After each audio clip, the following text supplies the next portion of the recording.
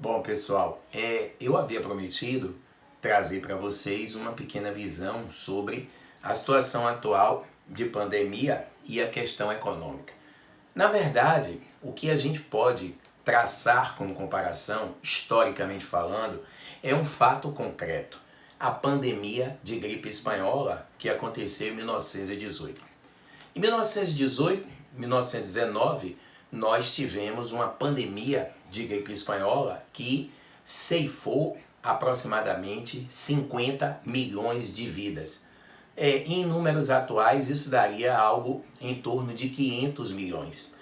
Bom, naquele momento, a pandemia da gripe espanhola arruinou a economia mundial. Claro que a economia mundial ela sofreria um baque de qualquer maneira por conta da Primeira Grande Guerra. Mas somando a Primeira Grande Guerra aos resultados da pandemia da gripe espanhola, nós vamos ter uma crise econômica sem precedentes.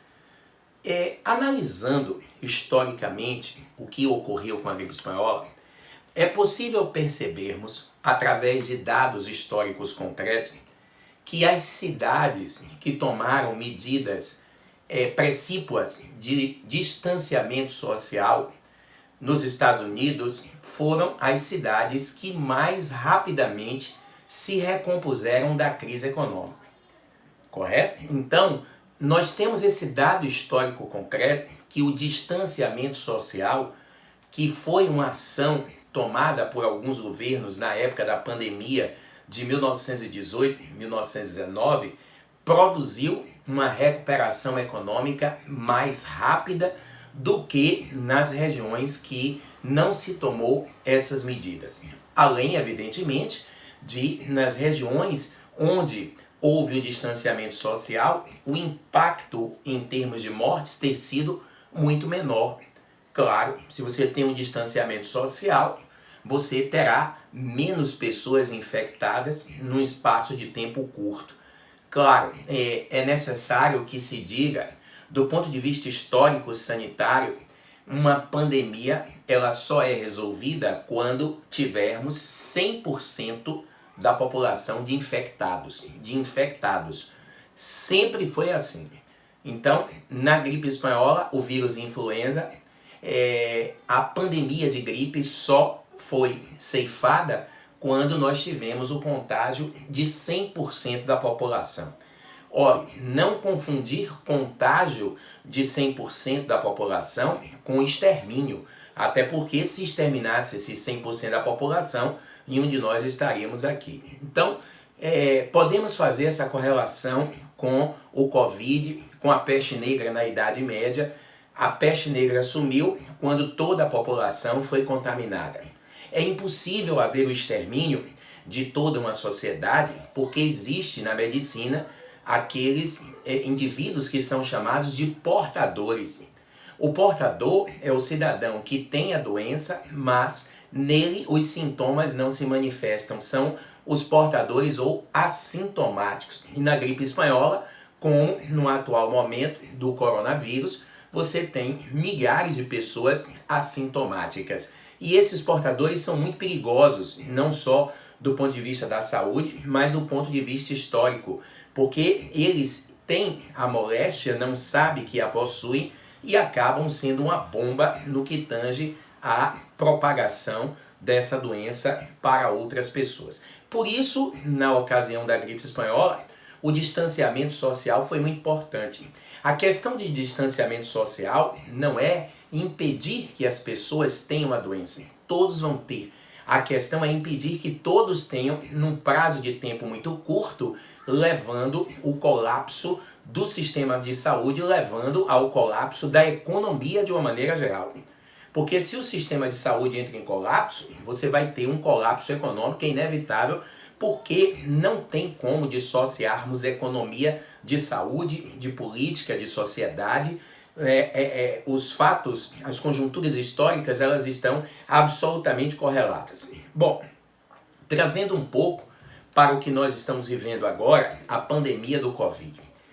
Muito se fala que a economia mundial vai ser impactada pelo Covid e você tem até alguns negacionistas, dentre eles o presidente dos Estados Unidos, que era um negacionista, ainda continua sendo, apesar dos Estados Unidos nesse momento serem o país mais atingido pela pandemia do coronavírus, e o presidente do Brasil, o Bolsonaro, que é um negacionista. Eles defendem a abertura abrupta da economia. A estratégia deles é produzir um contágio instantâneo da população, ainda que isso resulte num grande número de mortes, mas isso não irá impactar tanto a economia quanto, né, com as medidas de distanciamento social. E aí, será?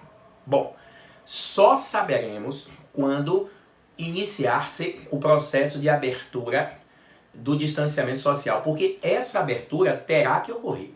Primeiro, todo mundo tem em mente que a economia não ficará fechada para sempre, não pode. Não é? Senão, todos nós vamos morrer, vai faltar renda. Então, acreditamos que esse processo de abertura dar-se-á de maneira gradativa e resta esperar. Cada estado do Brasil vai ter uma política de abertura, de retomada à normalidade de maneira gradativa. Mas, se a gente associar a pandemia do Covid com uma experiência concreta, histórica que nós temos, que é a da gripe espanhola, será que os países que adotaram o distanciamento social, assim como ocorreu na pandemia de gripe espanhola, não vão se recompor economicamente antes e mais rápido do que os países que abrirem suas economias? Talvez sim. Temos o exemplo na atual pandemia de Covid da Itália. A Itália tentou manter a economia aberta, o número de infectados foi tão grande que a economia teve que ser paralisada na força, tamanha a quantidade de pessoas enfermas, doentes e, portanto, impossibilitadas de trabalhar. E aí a Itália viu-se na situação de ter que adotar a política não de distanciamento social, mas de quarentena, de lockdown. O lockdown é o fechamento total de tudo. As pessoas não podem ir às ruas, as forças armadas ocupam as ruas e quem for às ruas será preso. É o que a Itália está vivendo, a situação de lockdown. Foi o que a China viveu, a situação de lockdown. Então, eu tenho, como historiador, dúvidas se acerca de uma abertura econômica abrupta, se ela vai impactar positivamente para a economia. Acreditamos, pela experiência da gripe espanhola, que não. Por outro lado, temos que levar em consideração que a economia mundial ela já estava em crise. E qualquer cenário que qualquer economista, historiador tente projetar para um futuro recente, não vou dizer nem um futuro longínquo, eu estou falando de coisa de 6, 7, 8 meses, qualquer cenário é, no mínimo, no nosso entendimento, nebuloso. Porque a economia capitalista já estava em crise. E essa crise vai se acentuar drasticamente com a pandemia do coronavírus. Alguns relatos que a gente tem lido e visto em jornais dizem que pós-pandemia do Covid-19 teremos uma crise econômica maior do que a de 1929. O que fazer para solucionar o problema econômico? É claro que não há fórmulas mágicas. Entretanto, é fato que a única maneira de tirar o mundo da crise será com investimentos públicos. Nesse momento, os governos neoliberais estão vivendo uma dicotomia, uma contradição, porque os governos neoliberais são contra a intervenção do Estado na economia, eles são contra aporte de capitais, mas com a economia paralisada e estagnada, sem o aporte de capitais de Estado, dos Estados, será impossível a economia mundial se recompor. O Fundo Monetário Internacional já diz que haverá um retrocesso econômico na ordem de 3 a 5%. Dados extraoficiais falam de um encolhimento da economia em 2020 na ordem de 15 a 20% mundial. Então não adianta. Se o Brasil abrir a economia agora, os Estados Unidos vão começar a abrir a economia a partir da próxima semana, pode ser que o caos seja ainda maior. Porque aí você diz, poxa, mas como é que o caos, Garrido, vai ser maior se a gente abrir a economia e as pessoas vão trabalhar? Aí é que tá. Se abre-se a economia de vez, quantas pessoas de vez serão contaminadas? E dessas pessoas, quantas delas perfazem a população economicamente ativa? Tá? Inicialmente, tinha-se o discurso de um isolamento vertical dos grupos de risco, idosos, pessoas portadoras de comorbidade, mas pelo que a gente tem visto, o coronavírus, ele sofreu mutações e no Brasil, por exemplo, um quarto das pessoas que morreram são pessoas que não estavam enquadradas nesses chamados grupos de risco. São pessoas jovens. E essas pessoas jovens fazem parte da população economicamente ativa. E se a população economicamente ativa morre em grande quantidade, você vai ter uma redução do número de trabalhadores. E tendo a redução do número de trabalhadores, naturalmente há uma tendência do valor venal, do valor real dos salários subir. E se o valor dos salários sobe, você inflaciona a economia. Inflacionando a economia, você tem um processo de carestia e, portanto, o agravamento da crise econômica. Sem querer ser pessimista, como historiador, pelos dados que nós temos concretos de pandemias do passado, podemos deduzir que o futuro da nossa economia, da economia mundial, nos próximos 3 anos é absolutamente catastrófico e incerto, tá? Agora, para concluir, gostaríamos de dizer que temos que pensar num plano mundial de abertura econômica, tá? Temos que pensar num plano mundial de abertura econômica. E esse plano mundial tem que ser idiosincrático, ou seja, ele tem que atender às peculiaridades regionais. A China já está promovendo a sua abertura econômica. Os Estados Unidos vão promover a sua abertura econômica.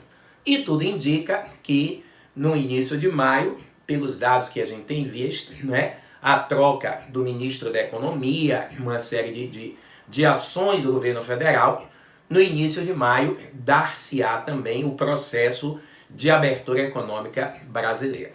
Tem que ter muita cautela nesse processo de abertura econômica.